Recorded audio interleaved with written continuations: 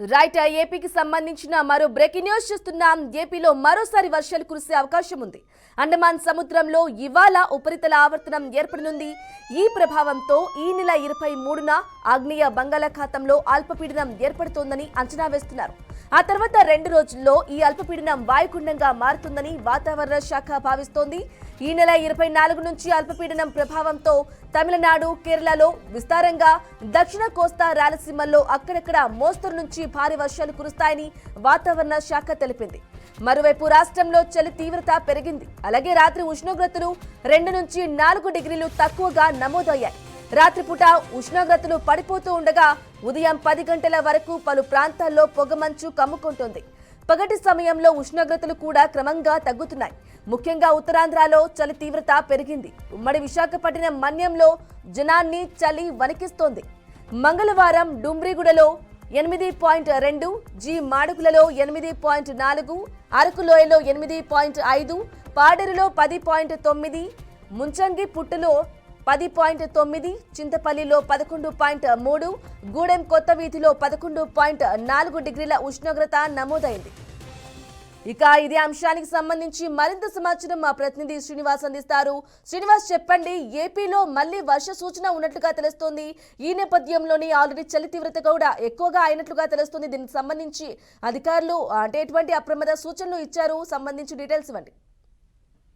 బ్రాహ్మణి, ఏదైతే పూర్తిగా కూడా ఆంధ్రప్రదేశ్, తెలంగాణ రాష్ట్రాల్లో చలి తీవ్రత అయితే అధికంగా ఉందని మనం చెప్పుకోవచ్చు. ఉష్ణోగ్రతలు రోజు రోజుకి పడిపోతున్నాయి. కొన్ని ప్రాంతాల్లో అయితే 10 డిగ్రీల కంటే కూడా తక్కువ నమోదవుతున్నాయి. గిరిజన ప్రాంతాలు, అరకు, పాడేరు వంటి, లంబసింగి వంటి వంజంగి ప్రాంతాల్లో అయితే కూడా -డిగ్రీల సెల్సియస్ కూడా అప్పుడప్పుడు వస్తున్న పరిస్థితి అయితే ఉంది. దీంతో పూర్తిగా చలి తీవ్రత అయితే అధికంగా ఉందని మనం చెప్పుకోవచ్చు. వాతావరణ శాఖ వాళ్ళు కూడా ఇదే అంశాన్ని లేవనెత్తా ఉన్నారు. అదే విధంగా చూసుకుంటే 23వ తేదీ నుంచి కూడా ఒక అల్పపీడనం ఏర్పడే తుఫాన్ గా కూడా అవతరించే అవకాశం ఉందని కూడా ఇప్పటికే వాతావరణ శాఖ హెచ్చరికలు జారీ చేసింది. ఈ నేపథ్యంలో పూర్తిగా చల్లని ఈదురు గాలులు అయితే కూడా రాష్ట్ర వ్యాప్తంగా వీస్తున్న పరిస్థితి అయితే ఉంది.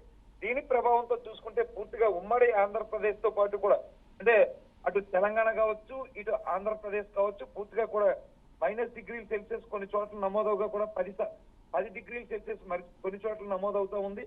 ఏపీలో 23న పూర్తిగా కూడా ఆగ్నేయ బంగాళాఖాతంలో అల్పపీడనం ఏర్పడడం వల్ల కూడా దక్షిణ కోస్తా, రాయలసీమ ప్రాంతంలో అక్కడక్కడ మోస్తరు వర్షాలు కురిసే అవకాశం అయితే ఉంది.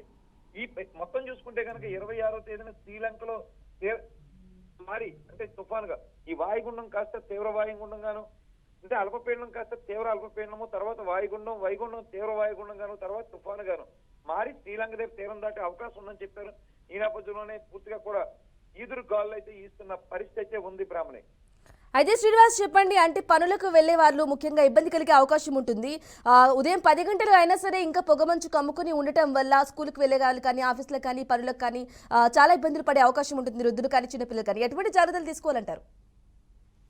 ఖచ్చితంగా బ్రాహ్మణి, అంటే పూర్తిగా కూడా వాతావరణ శాఖ హెచ్చరికలు జారీ చేసిన ప్రకారం వాతావరణంలో తేమ శాతం, పొల్యూషన్, అంటే సపోజ్ మనం ఢిల్లీ పొజిషన్ చూసుకోవచ్చు. ఢిల్లీలో పూర్తిగా కూడా అంటే ఇప్పటికే కాలుష్యం పెరిగిపోయి గాలిలోనే తేమ శాతం పెరిగి గాలి యొక్క సాంద్రత తగ్గిపోయిందని ఇప్పటికే కొన్ని అంచనాలు అయితే నివేదికలు పంపించారు.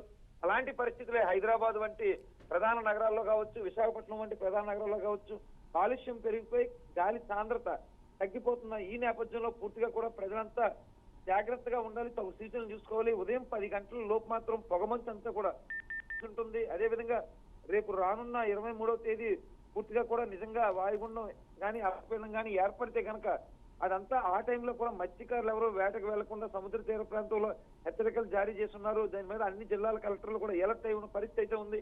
అదేవిధంగా చూసుకుంటే కనుక ఈ 10 గంటల లోపు ఎవరైతే బయటకు వస్తారో తగు జాగ్రత్తలు, మంకీ క్యాప్లు కానీ, టోపీలు కానీ, లేదా సైడ్ చెవులకు కట్టుకునే క్యాప్లు కానీ అన్ని ధరించుకునే బయటకు రావాల్సిన ఆవశ్యకత ఉంది. ఎందుకంటే ప్రస్తుతం నగరాలతో పాటు అది పూర్తిగా కూడా గ్రామాలకు కూడా, పట్టణాలకు కూడా విస్తరించి ఉంది ఈ కాలుష్యం అనేది. సో తగిన జాగ్రత్తలు తీసుకునే ప్రజలంతా కూడా అప్రమత్తమై అంటే జీవనం సాగించాలని పూర్తిగా సుస్పష్టమైన ఆదేశాలు అయితే జారీ చేయబడ్డాయి. బ్రాహ్మణి, రైట్. శ్రీనివాస్, మీరు చెప్పినట్లు 23న అల్పపీడనం వల్ల ఉష్ణోగ్రతలు పడిపోయి భారీ వర్షాల వల్ల ఇంకా చలి తీవ్రత పెరిగే అవకాశాలు ఉన్నాయనుకోవచ్చా? ఖచ్చితంగా ఉన్నట్టే మనం భావించవచ్చు.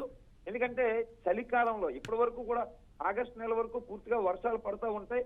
అది కామన్. అంటే తర్వాత ఈ సీజన్ వస్తుంది, చలికాలం వస్తుంది. చలికాలం వచ్చిన తర్వాత కూడా తుఫాను హెచ్చరికలు జారీ అవుతున్నాయంటే ఖచ్చితంగా చలికాలంలో తుఫాను కాబట్టి చలి తీవ్రతను మరింత పెరిగే అవకాశం ఉంటుంది.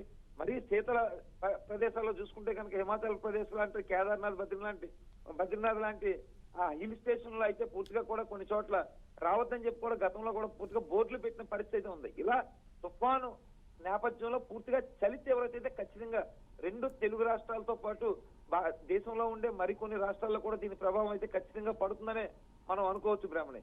Right Srinivas, thank you for the updates.